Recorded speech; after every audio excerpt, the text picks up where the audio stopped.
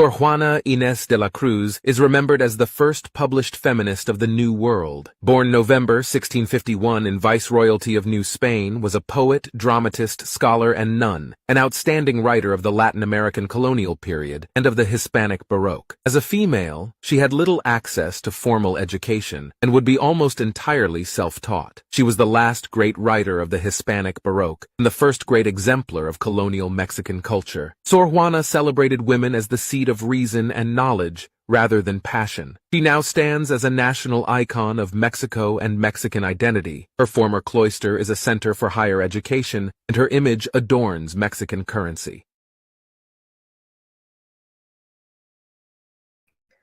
Good evening, good evening, good evening. Thank you for joining me here for Conversations with Taz for the Monday Mix-Up. And boy, this is definitely a potpourri of information. Where to even begin? Now we know that there was a Democrat in Georgia. Of course, y'all know Puppers has to make an appearance. He's behind me. Sorry about that. That flipped from Democrat to Republican. Here's a bit more information regarding that individual. Y'all remember Representative Misc Commentary, the Democrat who supported a bunch of Republican priorities in Georgia, like removing Democratic DAs and privatization of schools. Well, she just switched parties from being a Democrat to being a Republican, confirming all of our suspicions that she was a closet Republican the whole time. By doing so, she will become the first black woman to serve as a Republican in the Georgia legislature. Maynard claims that the Democrats are sabotaging everything she was trying to do for her district and were publicly slandering her. Maynard has voted with Republicans on many key issues, including a bill that ended up becoming law that prohibits cities from reducing police funding by more than 5%, a bill that would allow Republicans to remove Democratic DAs for enacting progressive policies, and school voucher bills that would drain resources from public schools. That last bill was a final straw for many Democratic legislators because after she voted for the school voucher bill, many of them publicly supported a primary opponent for her. Maynard's switch will likely mean that she will lose re-election, considering that her district is in Atlanta in House District 56 and is 87% Democrat. This district includes parts of Midtown, Atlantic Station, Georgia Tech campus, and a lot of the west side of Atlanta. Now that House District 56 is essentially an open seat, it is expected that many people will jump in for the race for the Democratic nomination to face Maynard in the general if she chooses to run again. And remember, State House and State Senate both have their elections every 2 years, so the next election for this district will be in 2024. The primaries will be in May, and the general will be in November. Now, for everybody that's specifically all over TikTok going, but she wanted police reform, she wanted defund. No, she didn't. No, she didn't. No, she didn't. All these people that are flip-flopping, if you pay attention to their voting record, if you pay attention to the rhetoric that they regurgitate, they're Republican through and through. They are just dinos for a small period of time. And by dinos, I mean Democrat in name only for a short period of time. Now, from there,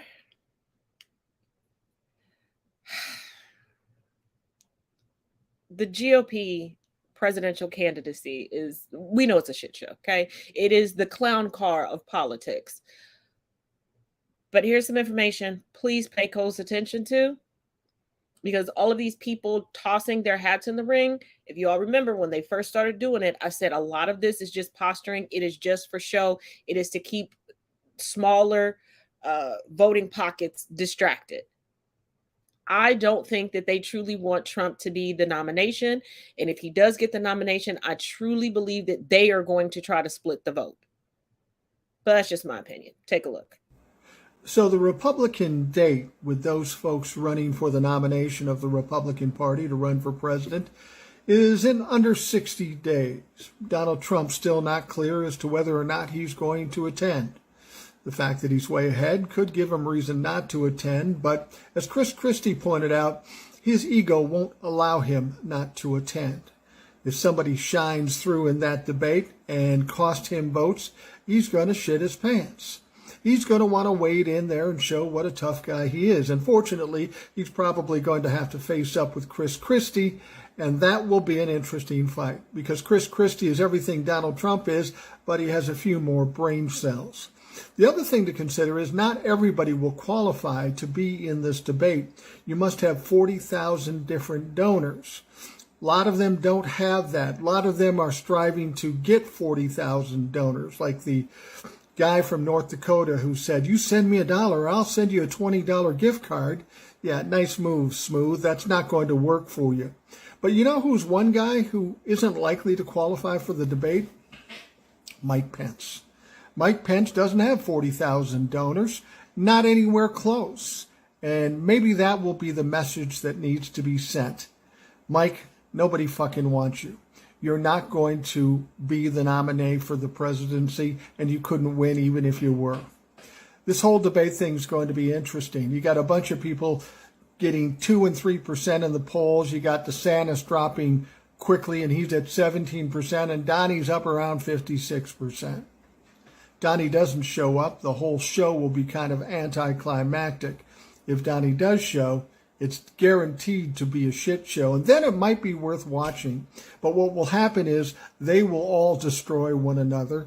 Donald Trump will look stupid again and probably implicate himself in more crimes. And Ron DeSantis will be walking around with his dick in his hand going, what the fuck happened?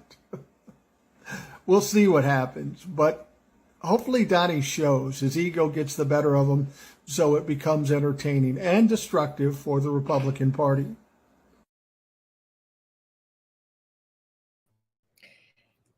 Now, if you remember, the previous 2 presidential campaigns that Trump was involved in, he tried hard to avoid debates. Trump knows that mano a mano, he can't do it. He can't get away with lying when he's immediately fact-checked. He also can't match wits with anyone. But here's the caveat. He does believe that he's the smartest. He is the creme de la creme of the Grand Old Party. And right now, I feel like he will show up. Because if you look at his most recent appearances, he's changed his narrative to, I'm being indicted for you. I did this for you. I'm the people's man. So he wants to show up and have that edge. Because right now you have 2 black men in the race. You have an Asian man in the race. You have an Asian woman in the race. And I'm talking about the entire continent of Asia. I know some people just get stuck and look at, China and Japan. No. Realize what's on the continent, people. So he really needs to ensure, even though we know conservatives hate diversity, equity, inclusion, but he doesn't want to lose those votes. He doesn't want to possibly lose black votes, because there are black conservatives out there, and there are people who happen to be conservative on top of being black that may sway to Tim Scott, because Tim panders towards that. He panders towards there's no racism, look at me. The Clarence Thomas playbook of coontastic fuckery. And then you have Nikki Haley. He doesn't need that split. He does not need that split. So yeah, Trump needs to go and posture and show everybody he's not scared of Jack Smith or Fonnie or anybody or Braggs. He's a good old boy. Never mean to no harm. Yeah, so we'll see. We'll see. Because y'all know if Boss Baby does show up, y'all know I have all the good tea. Now, you remember Senator Tommy Tuberville, former coach, that was pretending, I don't know what white nationalism is. What is that racist? Is race? No, that's patriotism. That can't be racism. Well, the Lincoln Project said, hold my beer, Tuberville. And object, and without object. Republican Senator Tommy Tuberville of Alabama objects every time Democrats try to approve promotions for generals and admirals. In parliamentary terms, it's called a hold, and it's caused a backup of more than 250 military nominations. What would it take for you to lift your hold on all these nominations? All they need to do is change it back to where it was. Tuberville is demanding that Defense Secretary Lloyd Austin rescind this memo authorizing paid leave and transportation costs for service members to travel to states where abortion is legal. Otherwise, Tuberville will keep his hold on promotions to major commands around the world, as well as the heads of the armed services. Aren't you dragging the military into politics? I want to keep politics out of the military. It is ruining our military. Defense Secretary Austin says Tuberville's hold harms America's national security and calls it irresponsible. Even fellow Republicans like Minority Leader Mitch McConnell have criticized Tuberville's tactics and called recent remarks he made about white nationalists unacceptable. Do you believe they should allow white nationalists in the military? Well, they call them that. I call them Americans. Remarks he now disavows. I'm totally against white nationalism. I'm totally against it. It's racist, okay? We don't need that in the military. So white nationalists are unfit for service in They the U.S. should not military? be in our military. Yes, sir. This video was for educational purposes only. I have always said that Democrats need to learn how to fight the way Republicans fight. This ad that the Lincoln Project just put out against Tommy Tuberville is exactly what I'm talking about. I wish the Democrats had a fraction of this energy. For 248 years, the United States Marine Corps has valiantly defended this country against foreign enemies. The Marine Corps' legendary courage, determination, and skill on the battlefield leaves our enemies in fear and our allies in awe. Marines of every race, creed, and color have sworn a sacred oath to protect our Constitution. They fought, bled, and died for this country. Today, the Marine Corps faces a domestic enemy, a small man with a big mouth, determined to destroy the Corps for his petty political agenda. Tommy Tuberville is creating a national security nightmare. Who wins from Tuberville's attack on the Marine Corps? China, ISIS, Vladimir Putin. Tommy Tuberville insults every Marine who ever served, and he puts the men and women of the Marine Corps on the line in danger. Every U.S. Marine is a patriot. Tommy Tuberville is a traitor.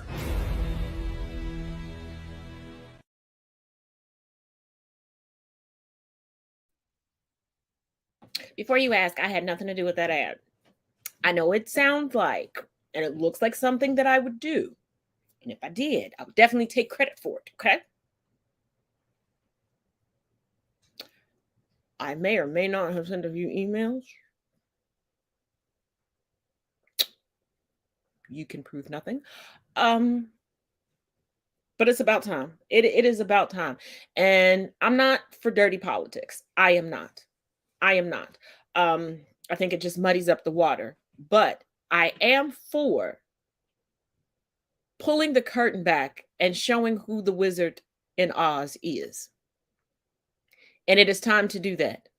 Every time conservatives want to spew disinformation and misinformation, take to the airways, dismiss it. Take to social media, dismiss it. Make your ads about telling the truth. Tell the United States, the voter base within the United States, what the issues are, how you plan on remedying it, and what we can do to help you do it. Bada bing, bada boom. And as voters, it is time to start demanding it.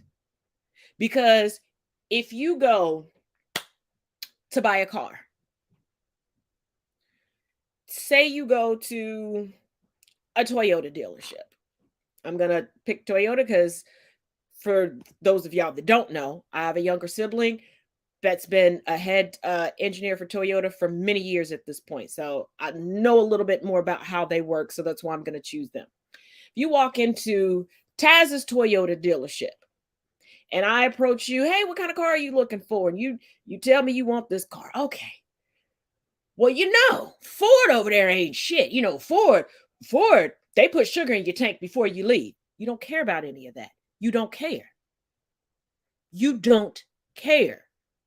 You're immediately going to pick up your phone, look at the car, look up the Carfax, because that's what you want. The facts. And it's time for us to demand facts, transparency, truth, and for our money to stop being wasted, because it benefits all of us. See, we could have universal health care, universal daycare, all of these things, and free lunches and breakfasts and all of this stuff for children, and be able to feed our families without anyone on the right saying it's not in the budget, it's not in the budget. If we clean up the budget ourselves, stop allowing them to waste our money. If you hire me to oversee, I'm going to try to do this as simple as possible and not let my IT brain get technical on y'all, because I do have a habit of doing that. So if I sway, let me know in the comment section that I'm swaying into technical jargon. But if you pay me to oversee your website, make sure everything's running properly, update it for you, make sure you're getting the proper advertising, make sure that Google is catching you at the right spot to put out for people when they Google anything that is inclusive of your industry. If I keep pushing you off and delaying it and claiming that, well, I mean, I could do it today, but it's really not in your budget. When you prepaid me, when you have me on retainer, you'd be pissed because I would be wasting your money. If I go, well, I'm going to need an extra $100 because yesterday I decided to break down your whole website and rebuild it from scratch. No, it didn't need to be done, but just in case, because, you know, bots are a problem. I mean, no, there weren't any bots on your website, but if you're not going to stand for getting the runaround from any other industry, any other career, why do you stand for it? Because it's a politician. Why do you stand for it? Because it's a politician. And every time somebody tells me, hey, you should run for this office, you should run for that. No, I shouldn't. No, I shouldn't. No, I shouldn't. Unless y'all want world star on the House floor. No, I shouldn't. I don't believe in red tape. I can't stand filibustering. I'm not going to stand for bullshit. I'll be done cussed everybody out. I will turn into the ultimate room mom. Some of y'all old enough to remember what room moms are, because there's certain parts of the country that they haven't had room moms in like 10, 15 years. Such a tragedy. And for people watching, room mom was just the unofficial title. It could be a non-binary person. It could be a father. It could, okay. I would be that room mom. I promise you. I will turn into one of the nuns from Sister Act. And I'll give you that good mama, we in church look. We in the store look. Don't you put it down. Put it, set it down. Y'all, y'all would be crowdsourcing on the daily for my bail money, okay? Because let one of them crazy racist white men try to get up in my face and tell me I got to leave. And once he gets to this part, and you know, as you speak, little spit particles, saliva particles come out, and I'm very, very, very, very sensitive to things like that. I'm gonna knock his head off his shoulders. I'm gonna knock. He gonna be a bobblehead. Yeah, brought up Sister Act. I don't know if Sabrina's in here tonight or not, but Sabrina, I know my cousin's on his way. He just sent me a message to join in the comment section, but I talk a lot in movie references. And see, live. Don't be giving me don't give me the bat. You know, I will go full on Jesus in the tabernacle. I'll be flipping everything over. Okay. Let's not forget that a month ago, I had a whole church ready to come, okay, and burn my house down. My name address and phone number is in their church directory. My daddy is the pastor, and I took to the airwaves to tell them about themselves. Yeah,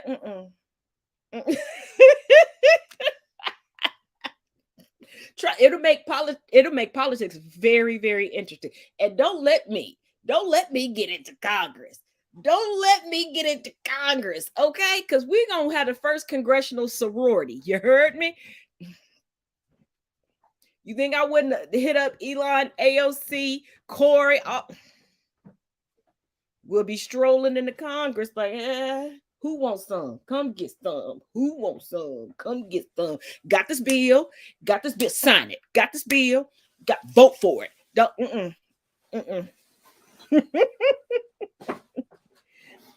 And the following, because see, when MAGA tries to pull their stunts, it would backfire better than, well, can't nobody do it like Auntie Maxine does it, but y'all get the drift. Check this out.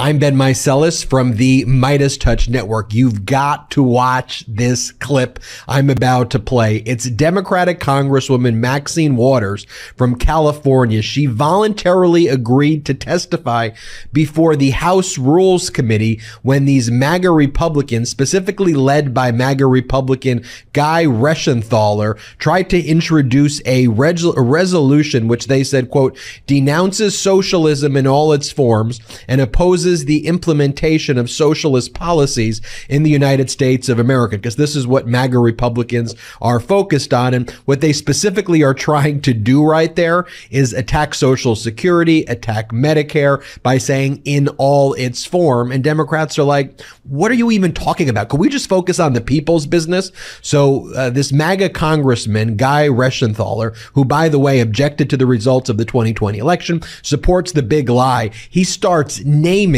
people like Xi and Kim Jong-un and Putin and says, what do all of these people have in common? And Maxine Waters, who has the guts to testify in front of this committee, unlike all of these MAGA Republicans who have fled subpoenas, she voluntarily showed up. She goes, you know what they all have in common? Donald Trump. And she just gave an epic political beatdown. You got to watch this full clip. Let's play it right now. I mean, in your opening remarks, you were talking about Putin, Kim Jong-un, and Xi. You know what they all have in common, right?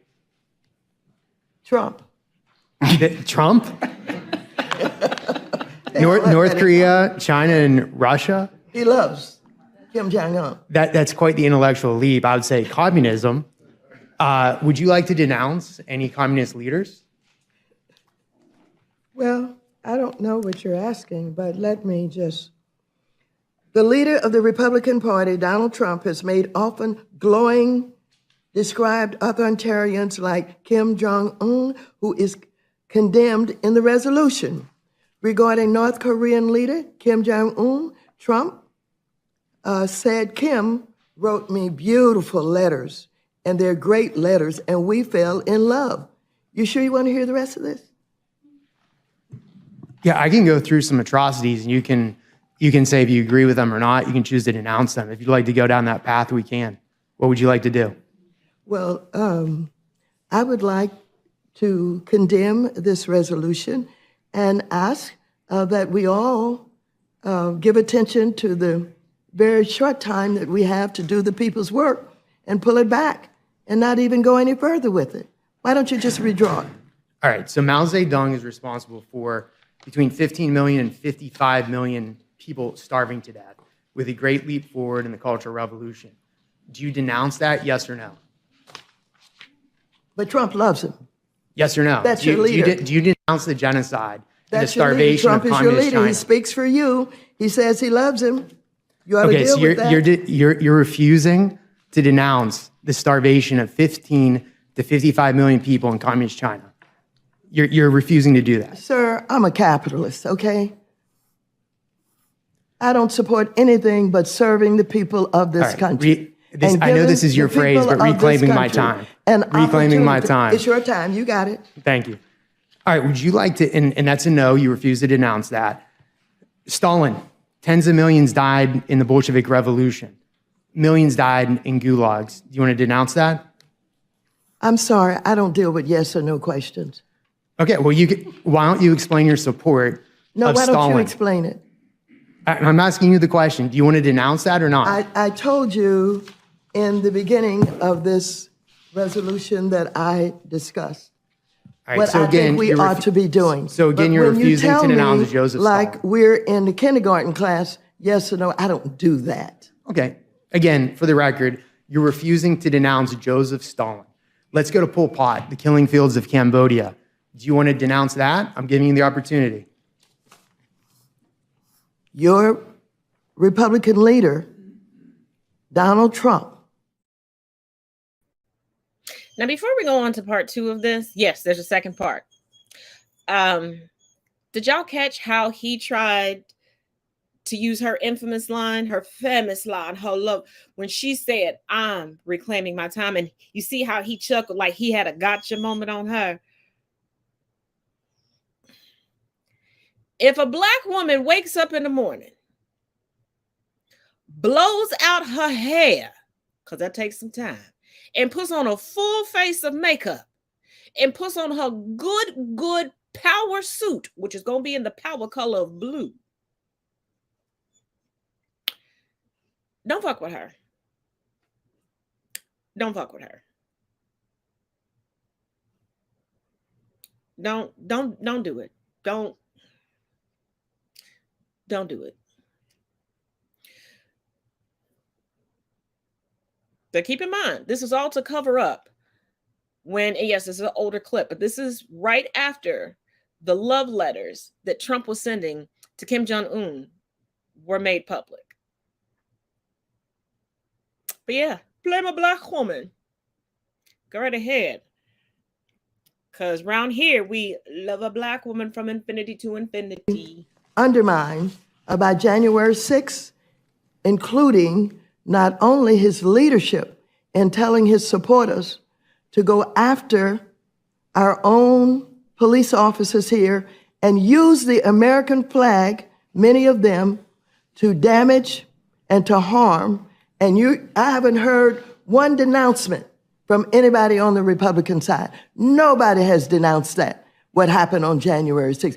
Are you afraid of Trump? Do you agree with Trump? Ask him the questions. Don't ask me. Okay, so just to be clear, I asked you a question about Pol Pot, and you started talking about the former president.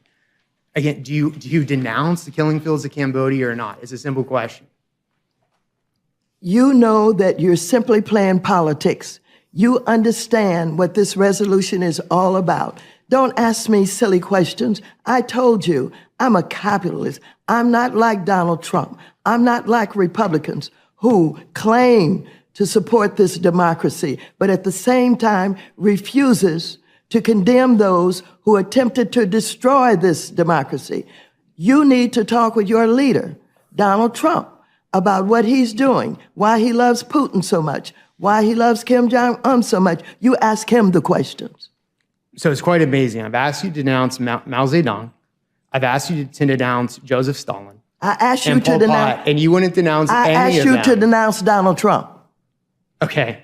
You're I making asked quite, you to you're, denounce you're Donald making Trump. quite the intellectual leap. I'm talking I about asked genocide you and to mass denounce starvation. Donald Trump.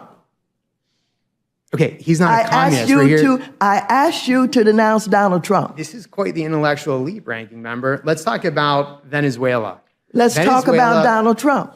Okay, let's talk about You Venezuela. answer my question. We are here talking Yes about a or no? resolution to condemn communism and socialism. Let's talk about Venezuela. Venezuela had the largest GDP before Chavez took over. I want now you- they're literally eating their dogs because they cannot feed denounce themselves. You want to denounce Donald Trump. I want you to denounce the Proud Boys. I want you to denounce QAnon. I want you to denounce the KKK. When you do all of that, then we can talk. Okay, so again, for the record, you've refused to denounce Mao Zedong, Joseph Stalin, Pol Pot, and Hugo Chavez. That's amazing. For the record, Ranking you member- refuse to denounce Donald Trump. You refuse to denounce the insurrection that tried to destroy our democracy. You refuse to denounce the Proud Boys, the Oath Keepers, QAnon, the KKK. You refuse all of that. So I think we've answered the question of why this can't just pass on suspension. Will you answer the questions I ask you? Ranking I know member, this is an unusual meeting of the Rules Committee, but you come in here You come in here with a political attempt to deal with why you don't like and why you don't support Medicare and Social Security. We stand very strongly in support of Social Security and Medicare and our veterans and our seniors. If you want to talk about why you don't support them, then you should go ahead and do that. You're doing a lot of deflecting. I mean, I ask you very simple questions, and you've just done nothing but deflect. So I'm asking you simpler questions about protection for our democracy. All right, well, Wow. Maxine Waters, Congresswoman Waters, that was incredible. And that is how it's done. You got that right. That's how it's done. Anybody who's been around some old school women, you know when they put them pearls on, you know how when we were back in school and somebody like wanted to fight us, we were like, cross this line or knock this off my shoulders. That's what them old school pearls was. Like get close enough where I feel like you breathing on my pearls. He didn't want to denounce any of that. None of it. Not a bit of it. Now, that line of questioning, correct me if I'm wrong. Correct me if I'm wrong. When has Maxine Waters ever said that she admired any of the people she was questioned about? When has Maxine Waters put forth legislation that coincided with anybody she was questioned about?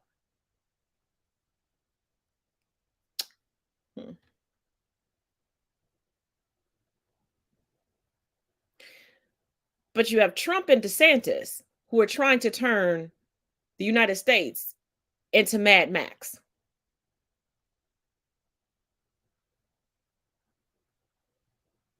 More like Resident Evil. I feel like it would be a combination of Idiocracy and Resident Evil. The first Resident Evil.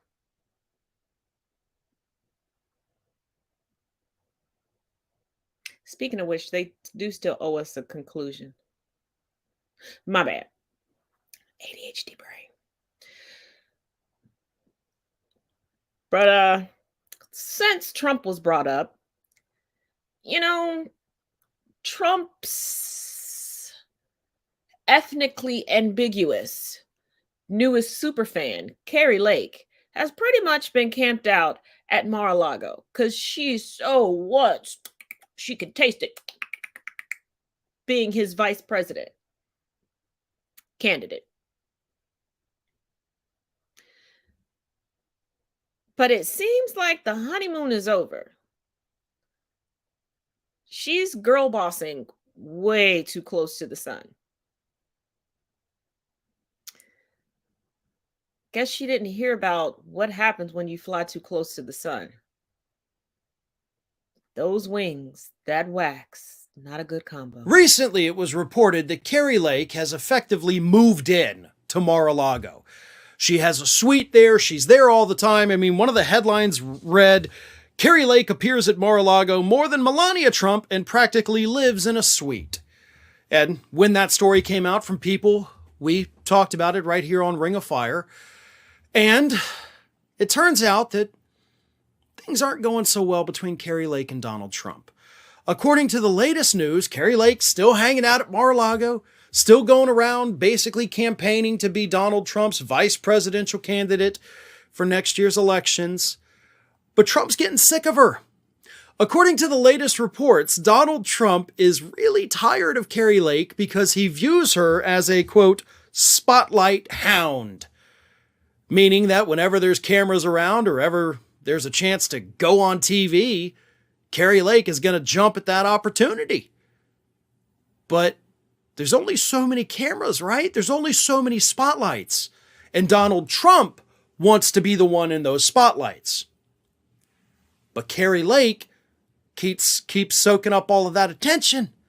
And Donald Trump's getting mad. He's like, those are my spotlights. Those are my cameras. These are my TV hits, and you're taking them from me. And that's not okay. It doesn't matter how loyal you are to Donald Trump. And Carrie Lake is loyal, folks. She is an ardent Trump supporter through and through because she, is using it to make herself famous. And Trump has finally realized that, and he's not happy. She is the valedictorian of Trump University. She has studied Trump and realizes that he looks at imitation as flattery. That's how she's gotten so close to him. Because if you really look at unfiltered pictures of Carrie Lake, you start to wonder, is she a biracial woman? Is she a woman of color? Is she trying to hide that? Which historically, there have been a lot of people who have done the whole passe blanche to their grave. And it's been their descendants, especially with the rise of ancestry DNA testing, that have found out, like, mama and grandma been lying to us this whole time. But in doing so, her mimicry of Trump is now getting on his nerves. He wants to be the focal point. But what he doesn't realize, as everyone else, who, when you have to campaign and you have to be aligned with someone else, a successful campaign means you divide and conquer. Y'all both doing interviews. Y'all both have to have some spotlights. Y'all both have to, get out there and beat the pavement. He doesn't want that. He wants to be a dictator. He wants to be a Führer.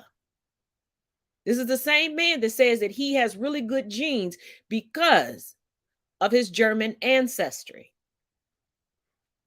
I'm not making it up. You can Google it. This is a man who has a copy of Mein Kampf.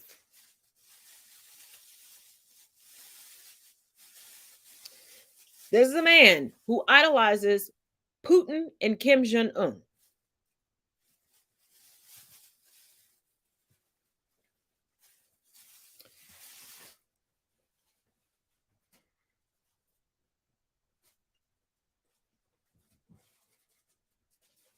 This is also a man who gave a very unhinged insurrectionist former President Obama's home address, knowing that just like him, Obama is under Secret Service protection. Just to prove that he's one of the good old boys. We have an update on that insurrectionist Obama stalker.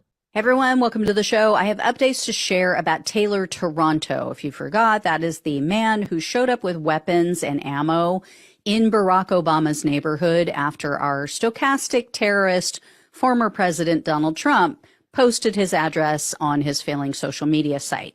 Toronto was also wanted, you guys might recall, for his participation in the January 6th Capitol attack. So due to threats that Toronto made in videos against the Obamas, John Podesta, also members of Congress, Jamie Raskin and Kevin McCarthy, the judge wanted to hold Toronto prior to trial. But as I previously mentioned, he didn't think he had the authority to do that because Toronto had only been charged with misdemeanor crimes. And in a hearing last week, the government said that they do plan to charge Toronto with felonies related to his threats and his actions in Obama's neighborhood, but they still haven't done that. Well, in a hearing held on Wednesday, the judge said the risk of allowing Toronto back onto the street was just far too great. So he has ordered that Toronto will be held until trial. Toronto's attorney was not happy with that decision. She thinks that Toronto is being treated differently than other January 6 defendants, kind of because he is different. But she said that he also isn't receiving mental health treatment or medication in the DC jail where he's being held. So the judge agreed that's unacceptable. He said, I'll take care of that. I'll make sure that he gets those things. The judge also apologized to Toronto. He said, quote, "We as a country have failed you. You have to pay the price of our failure for not protecting one of our most vulnerable populations, our veterans. At every turn, it seems, you get let down, and that's not fair." So reporters say that Toronto just looked up at the judge and nodded. And the reason the judge said this was because Toronto had served in Iraq and he suffers from very severe PTSD. And according to his attorney, he was, quote, savagely attacked in jail. So this is after just being sent to jail last week or the week before, whenever it was. This is such a tough case because we don't do right by our veterans. I've said this before. They literally put their lives on the line for us, for others around the world, and the government all but discards them when they come home traumatized. But on the other hand, this man is clearly a danger, right? I mean, I don't care what his attorney says.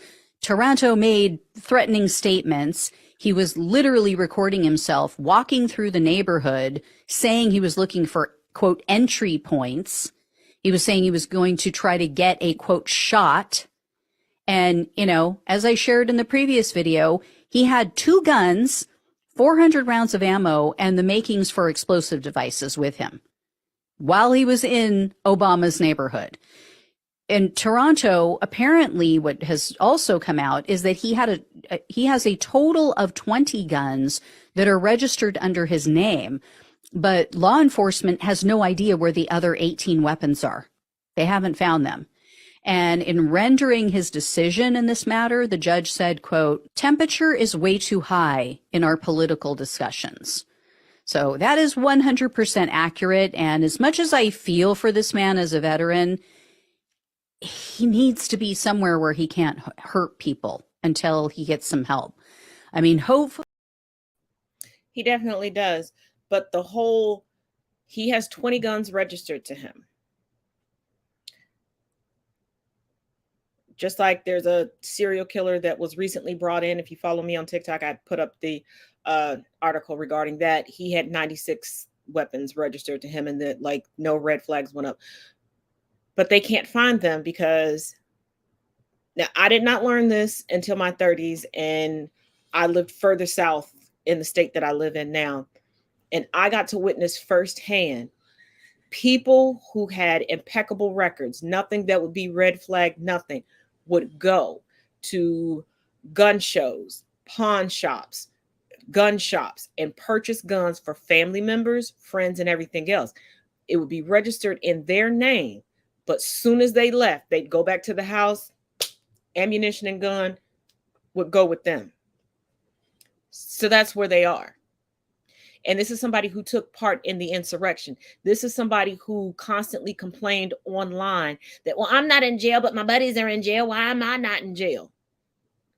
Who wants to be in jail? Who wants to be in prison that isn't already there? Now, yes, I understand the psychology of people who have been incarcerated so long that that's the only thing that they know.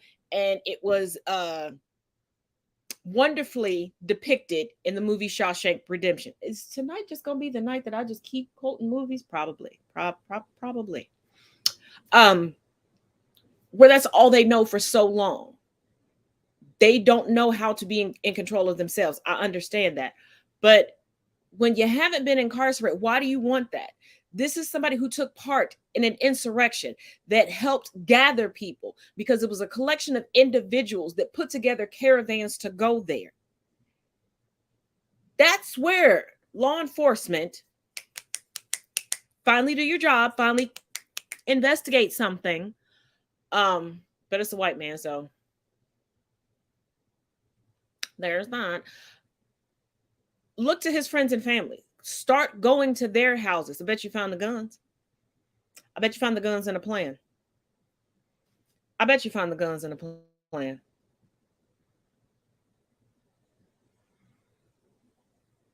Yeah.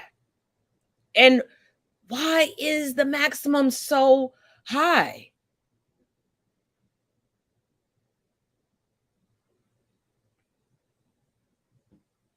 I agree with this. Because living with mental health disparities does not make you violent. It does not. Shoot, hold on. I'm looking for a comment because I want to further. Oh, here we go. This one, going back to Trump for just a second. Here's the thing.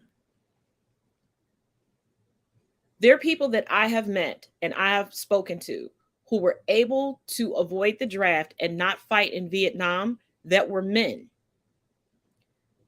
And it's because either they were the only son, which got you out of it, or they had a brother, older, younger, whatever, and it was just two sons, and the older brother was institutionalized, had a severe disability, because at that time it was all about the men providing for the family, whether you were a husband, a brother, whatever.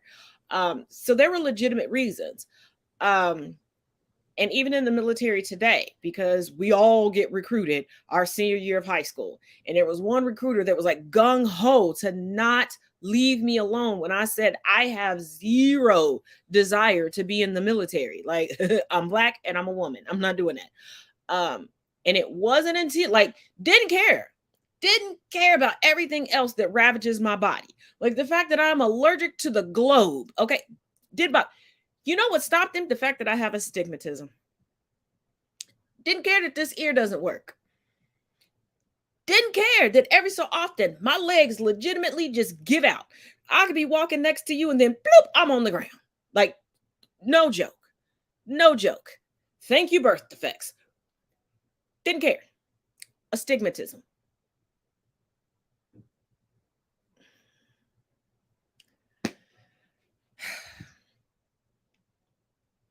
So there are ways to legitimately get out of it, but he chose a storefront doctor to say he had bone spurs. I still think that Freddie Fred Drumpf paid somebody because Trump went to a military high school. Trump was all about the military until it was time to put up or shut up. Have y'all noticed that about the good old boys as well? That they're all about the military. Oh, I want to. All of them have stories of, I took the Navy test and I got the highest score, but you never made it into the Navy. So how? They would tell you about their days in ROTC as if that was real military service.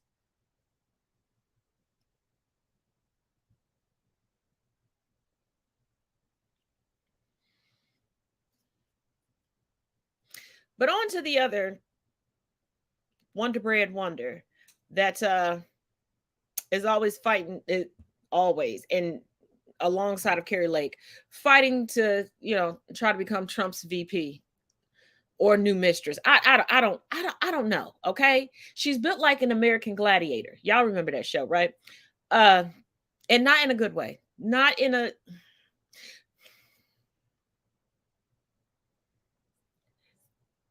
And I heard a joke from a friend of mine who happens to be within the trans community regarding Marjorie Taylor Greene, but it's one of those jokes that I shouldn't tell because I'm not a part of the community, but I'm sure y'all can contextually put it together. If I can find the video again on her account, I'll repost it or do it on my TikTok account. But here's the latest and not so greatest on Marjorie Taylor Greene. And if you don't follow me on TikTok, make sure you do. Bring friends over, get a following, because we are fundraising over on TikTok to bring a lovely cancer survivor's smile back. And if we hit the goal, myself and my guest for tomorrow, Pam's going to cosplay MTG, and I'm going to cosplay Candace Owens, and I think you're going to like it. B. Johnson is very similar to Joe Biden. How are they the same? They're both Democrat socialist. Lyndon B. Johnson was the majority leader in the Senate. Does that sound familiar? He was vice president to Kennedy. Joe was vice president to Obama. He was appointed as the president after JFK was assassinated, then he was elected. His big socialist programs were the Great Society. The Great Society were big government programs to address education, medical care, urban problems, rural poverty, transportation, Medicare, Medicaid, food stamps, and welfare, the Office of Economic Opportunity, and big labor and labor unions. Now, LBJ had the Great Society, but Joe Biden had Build Back Better, and he still is working on it. the largest public investment in social infrastructure and environmental programs that is actually finishing what FDR started, that LBJ expanded on, and Joe Biden is attempting to complete: socialism. Meanwhile, we are now $32 trillion in debt.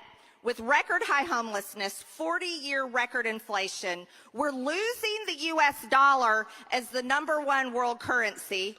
We're losing our freedoms. Our government is one big, fat, bloated machine.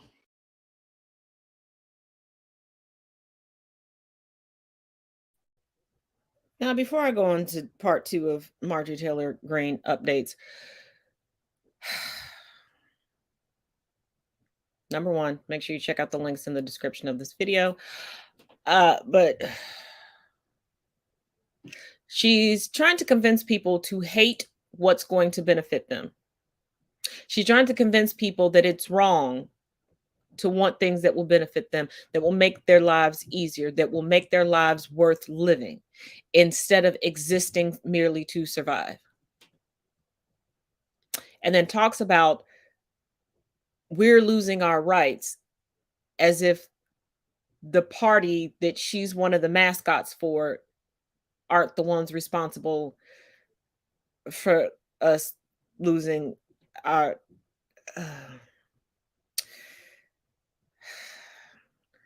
let's just go on to this rap song that she's currently paying to try to get it to go #1 on streaming services. And we'll discuss the irony behind all of this on the flip side. Sexualizing having transgender surgeries, sexualizing children is what pedophiles do to children. MTG, Megas MVP. MTG, Megas MVP. Democrats get back. Boom! Reporters even get slapped. They're spreading all these rumors because Marjorie be spitting big facts. Deep state and the left always hating. When they gonna let Joe up out that basement? MTG, Megas MVP. Bounce! She don't rock with transceiver cause they sauce. Them libertarians can't save you, wipe them off.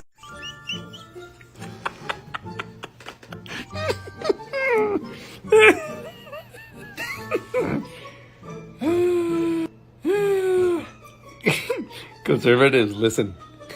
Oh my god. Here's the thing. Acting, videos, like comedy, this shit is not for you people. It's not for you. No matter how many times you try it, be crafty or snarky or smart or, you know, with music. This shit is not for you. You guys don't understand artistry, humor. You just don't. It comes out so cringy and so bad. Stop fucking doing it. But if you want to do it because it makes good comedy for me to do on TikTok. Que tenga buen día.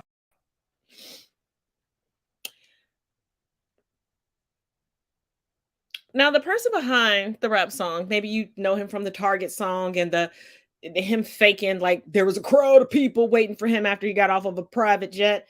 And fun little nugget, private jets are not expensive to rent, like to charter, rather, not rent, charter. You got a group of people together. You want to ensure that all of y'all get to sit where you want to sit and around each other. Pull together and charter you divvy up the cost. It's more than likely going to be cheaper than buying individual plane tickets. But the rapper is the heir to the Auto Trader magazine fortune. Yeah. The wealthy helping the wealthy. I can't. MTG, the MVP. She don't know what to do. He's gonna talk about in one part of the song, she can rock it. No, she can't. She's standing there like this. Like, oh, wow. If you bought She-Ra off of Wish.com, if you bought She-Ra off of... From one joke to the next, I know. Our telenovela has not gone back to court, but there is an update because people are wondering, where on earth is Arthur Knight getting his money from? Y'all ain't gonna believe this, but nothing about this case is believable. Here we go. Every time I post a video about Arthur Knight, aka Nicholas Rossi, and the ongoing insanity that is his extradition hearing, I keep getting the same questions in the comments. How is he paying for all this? Well, thanks to the investigative journalism of the Scottish press, we now have an answer. And the person paying all of Arthur's legal fees is, you. Yes, the Sunday Mail has revealed that Arthur has received £40,000 in legal aid from the Scottish government to pay his legal fees in his extradition hearing. Now, in order to receive this financial assistance from the Scottish government, he needed to demonstrate financial need, and he did so by showing that he spent over £30,000 of his own money in his defense so far. Keep in mind that in addition to being a sexual assaulter, Arthur is a con man who has defrauded or otherwise stolen upwards of $500,000 from various people in his life. And that's just the amount that we know of so far. And also the £40,000 in assistance he's gotten so far, that doesn't include the legal fees he's got coming from the last week of his extradition hearing. Now, I don't know what his lawyer, Mungo Bovey, is billing per hour, but I've also never heard of a broke criminal defense attorney, and the Scottish people are gonna be on the hook for those legal fees. And that also doesn't include the estimated £3,000 per month it costs to house this guy in jail for the last year during this trial. Now, if you're watching this video from the United States, you're thinking £40,000, that's not a lot. But if you're in the UK, trust me, it is. There are staffing shortages in the hospitals and schools here in Scotland, and when you consider that the government could hire a new NHS nurse for starting salary £27,000 a year, or a new teacher for starting salary £34,000 a year, you can understand why the Scottish people really want to get rid of this guy. This is just one of 2 Arthur Knight stories that have dropped this week while we wait for the verdict in his extradition hearing on Wednesday. The other story I'm going to do a video on tomorrow, and you're going to want to see it. It's a whopper. So, click the buttons over here if you want to see it. Stay tuned.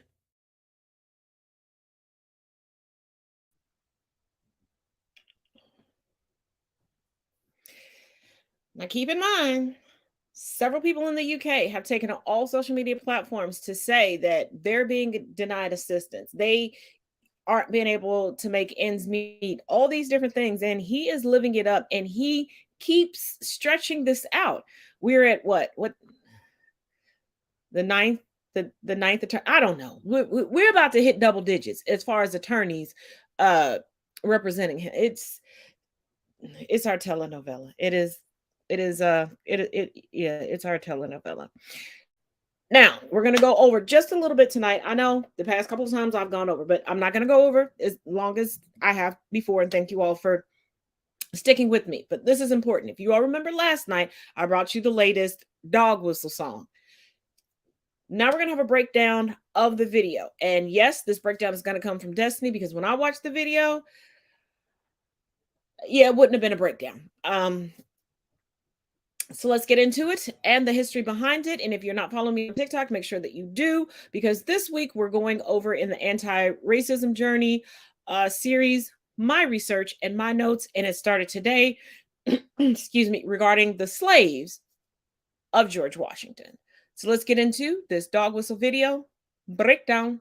All right, so I guess since that video hit 1 million views, it's time that we actually talk about the music video. And this is likely going to take multiple parts because I am only less than 30 seconds into this music video, and it's already super problematic. All right, so for starters, the location that he chose to shoot this video in is the Maury County Courthouse, which is the location of multiple lynchings, multiple lynching attempts, and also a race riot. Not like you could miss it, but where the American flag hangs was actually the site of a lynching in 1927. So this is a newspaper clipping that literally says at the top, scene of Columbia lynching. So the story goes that in 1927, 18-year-old Henry Coate was arrested after a young white girl said that a young black man attacked her. We know how that story goes. The sheriff let loose some bloodhounds, and they found the first young black man that they came across, who happened to be Henry Coate, and they put him in the Maury County Jail. When the white community heard of this alleged attack on this young white girl, a lynch mob formed of 250 plus white men. They broke into the jail and kidnapped Henry. And trigger warning here because I'm going to be talking about what happened. After kidnapping him from the jail, they hit him over the head with a sledgehammer, tied him to a truck, and drug him through town up to this very location, the Maury County Courthouse. And you see that X right there? That's exactly where they hung him from. Looks familiar, right? Well, it should, because that's the same area that's lit up in the music video, with the American flag hanging there. If that's not sending a racist message, I don't know what the fuck is. The Maury County Courthouse has been at the center of racial tensions in this community for many years. And if you didn't know, the state of Tennessee was actually the birthplace of the Ku Klux Klan. In 1943 alone, there were 242 incidents of racial violence across the state of Tennessee. And in 1946, some calling it the first race riot since the end of World War II, the Columbia Race Riot occurred in February of 1946. In 1946, Columbia had about 5,000 white residents and 3,000 black residents, and a thick history of racial violence. So on February 25th, 1946, a black World War II veteran named James Stevenson and his mom Gladys went to a local department store to pick up a radio that they had dropped off for repair. And the department store had sold their radio to another customer. Gladys, obviously upset, demanded compensation for the radio. A store employee got in Gladys's face, and James wasn't having that. So a fight ensued between James and the store employee, who was injured when he fell through a window. And I might as well just stop this now because I'm going to have to go to a part 2.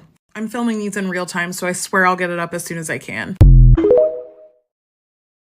All right, part 3, picking up where we left off. So James and Gladys were both arrested for disturbing the peace. They both pled guilty and they got a $50 fine. Except the store employee's father, who wasn't satisfied that they were only arrested and charged with disturbing the peace, insisted that the police serve a warrant on James and Gladys for assault with intent to commit murder. And so they were arrested. A prominent black business owner named Julius Blair posted their bond and they were released. After hearing about the fight at the department store, an angry white mob gathered. And where did they gather, you ask? None other than the Maury County Courthouse. And when the news spread to the black community of a lynch mob forming, the black citizens, and many of them being World War II veterans, gathered and armed themselves. And keep in mind the historical context of the previous lynchings in this very town. So their fears of an angry white mob forming were valid. So this side of town, which was the black side of town, was also called the Mink Slide. And like many other black thriving communities, it became the target of violence and destruction. So the black citizens and veterans that armed themselves posted up on rooftops of their businesses, kept lookouts, and to further protect their side of town, they also ordered lights out. For the houses, for the businesses, lights out. So they started to shoot out the streetlights so that it would be completely pitch black if anyone were to come into their side of town. This was a way to protect them, protect their businesses, from brutality and destruction. And I also just want to point out that the narrative that the newspapers were putting out in the following days was this.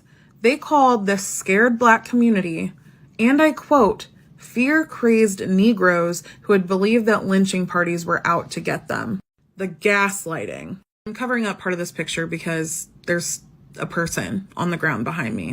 But in response to the rising racial tensions following all of this, the sheriff deputized state highway patrolmen and the National Guard. And the governor of Tennessee demanded that they search all of the homes in the black area and remove all of their weapons. So 67 highway patrolmen and 59 state guardsmen were deputized. And the highway patrolmen tried to deputize the white citizens from the lynch mob. And as if that's not problematic enough, the other issue was that when the governor sent the guardsmen and the patrolmen to Columbia, he gave no orders of a unified command. So basically, no one was in charge. And before the guard arrived, the patrolmen were trying to join with the white mob.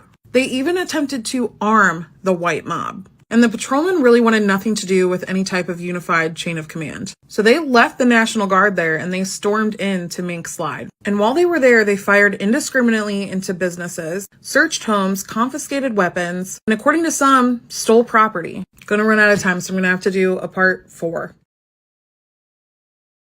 All right, part 4, we're picking up where I left off. So as I was saying, the patrolmen that went into the Mink Slide community fired indiscriminately into their businesses, searched their homes and confiscated weapons, and allegedly stole property. And make no mistake, not a single Black-owned business was left unharmed. Windows were broken, interiors were destroyed, and merchandise was damaged and scattered on the floors. I couldn't find more info on this picture, but it was listed on eBay saying that this is Blair Drugstore from the Columbia race riot. And I'm not for sure, so don't quote me on this, but Blair's Drugstore, I wonder if that was the prominent business owner that ended up posting the bond for James and Gladys. If there are any local historians there in Tennessee that know the answer to that question, I would love to know. But if this was his business, it was completely destroyed. And while the patrolmen are just wreaking havoc through Mink Slide, they're arresting people en masse. They actually ended up arresting over 100 Black citizens that night. Not only that, but they also disarmed this Black community of over 300 of their weapons. And there was actually a citywide curfew set, and the Black-owned businesses were closed. I don't know if that was because they were damaged and they needed time to repair or what, but the white businesses remained open and the Black-owned businesses were closed. So I don't want to get too far off topic with talking about Jason Aldean's music video and why the location that he chose to shoot in was problematic. So I'm just going to put this here if you want to pause to read it. This is the historical marker that they ended up putting in that community to mark it as a historical site. But I do have a lot more information. If you want me to elaborate on this, I will. But I want to kind of wrap this up to talk more about the music video and why it's problematic. So yeah, it's definitely inappropriate with the context of the song that it was shot at this location, highlighting this exact area. Like truly, if that's not a coded racist message, I don't know what is. I don't think you can get more obvious than this. Shooting your music video at the site of a literal lynching in the center of a race riot for a song that is ambiguously political in nature, I just really don't think that's a coincidence. And you can believe that's a coincidence if you want, but I truly don't think that it is. Because you're going to tell me that a PR company or whoever works for his public relations isn't looking at these things, like they're not researching the history of these places before they shoot there. So it just doesn't add up. Someone on his team, or he himself, if he's living in Tennessee and has lived there for however long, had to have known of the historical context of the racial violence that occurred in this location. And considering how many times in the music video it goes back to this location, nah, somebody knew. Somebody fucking knew. So in part 4, we're still going to be talking about this location, but it's like down the road. I have some theories. They're just theories, so hear me out.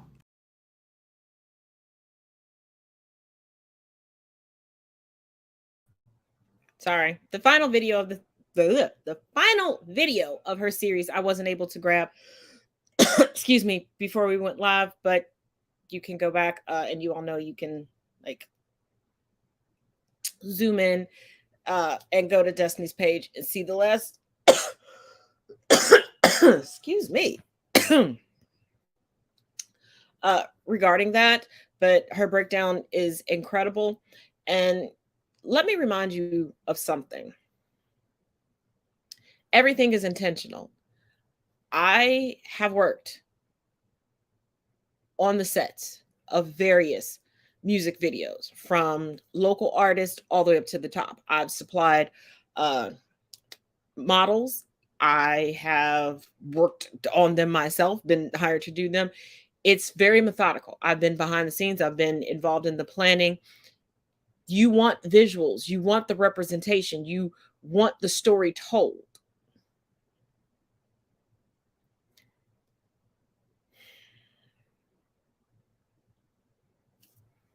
And keep in mind that not too long ago, Aldean and his wife were in the news because of a transphobic rant that they went on.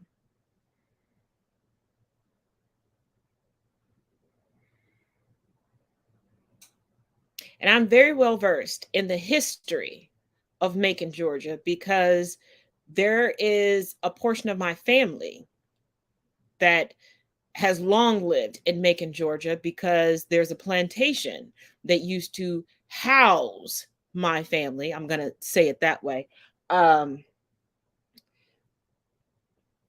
because of a marriage, because of somebody who was passe blanche, white passing, and they didn't know until literally the 13th child that she was Black, and that man fled, that property has now been divided up.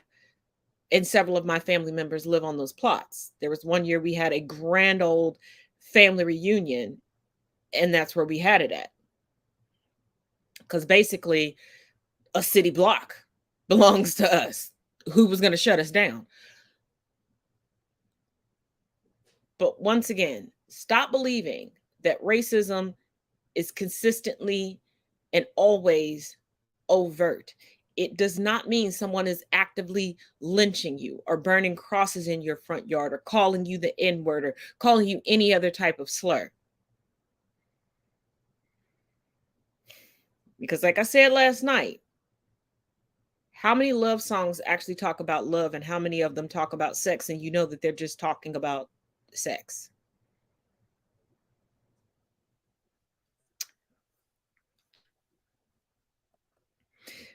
But when you combine that with the visuals, this is why I had such a visceral reaction. And this is why I also say, as an ally to any community, don't tag us in something that's traumatic. Don't send us something that is traumatic. Do not tag us in something that's triggering. Don't ask us to speak up about something that's traumatic and ongoing. If you want it talked about, if you're able to send it to one of us, if you're able to tag us in it, you're on the same platform, which means you have a platform to speak up about it.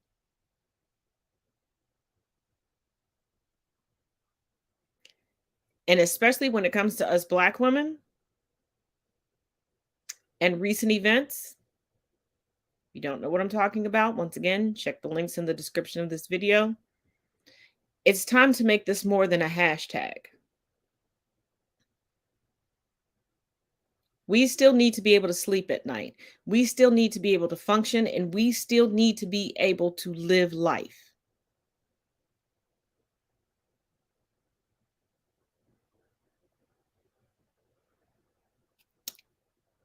And if you're going to be an ally, an accomplice, a friend, a family member,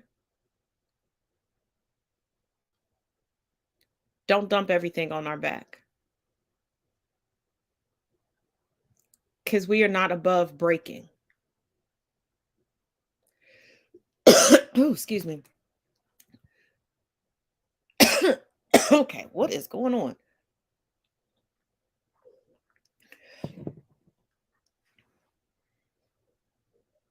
All right. Look, ancestors, it must be said. I'm going to say it. I will not stop saying this. It's not for sympathy. It's not for pity. It's not for clout. But let's not forget, during Black History Month of this year, I didn't just crack, I broke, which landed me a lovely vacation at the Grippy Sock Casino and Resort. I am passionate about what I do. I love what I do, but I'd love to do it on my terms and what is palatable to me, what I can handle at the time. It gets heavy when I've already filled up my plate and people are standing alongside of me as I'm trying to sit down at the table, scooping more onto the plate. Eventually, it becomes too heavy to carry.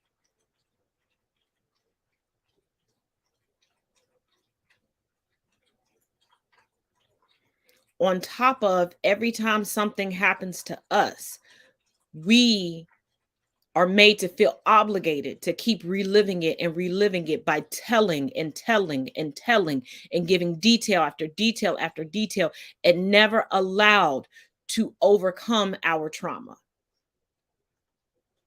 And these are things that most people won't say out loud to you because we are raised and conditioned not to.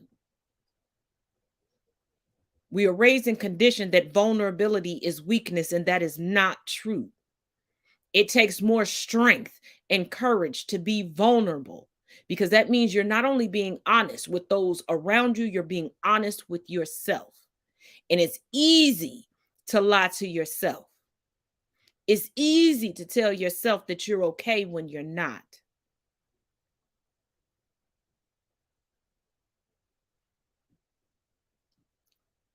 And I say this and I keep repeating it because I don't want anybody else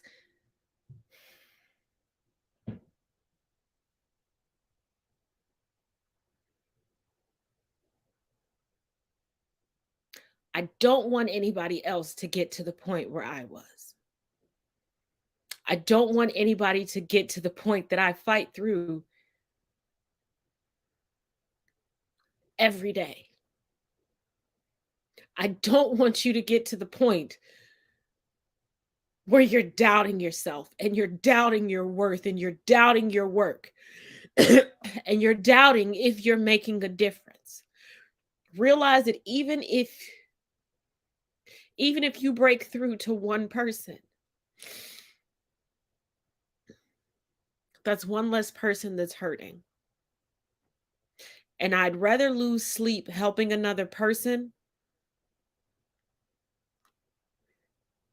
than lose sleep wondering if the people that I share space in a nation with value me.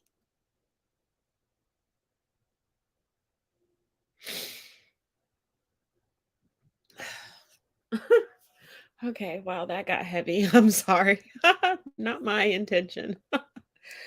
Whew. My apologies. But once again, thank you so much for joining me tonight. And keep in mind, tomorrow Pam will be here for our Think About It. I'm sorry. Talk About It Tuesday series, where we're still going to be deep diving into race and deconstructing. I didn't get that. Could you try again? Oh my goodness. I don't know why Siri does that to me.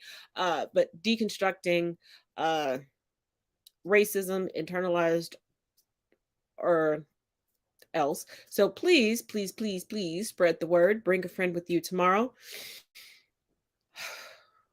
And once again, I'm sorry. Didn't mean for everything to get so deep at the end, but if you know Pam, we're going to have a good time tomorrow. Yes, we're going to tackle some heavy topics, but you know how me and Pam do.